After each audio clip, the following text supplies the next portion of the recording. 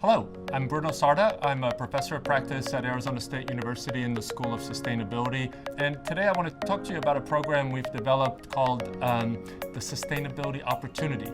It's a certificate in sustainability strategy, and we've named it like this because it's really all about how do we uncover and activate all the opportunities associated with pursuing a sustainable future, as opposed to kind of the more doom and gloom and fear-based narratives associated with the risks of not embracing sustainability.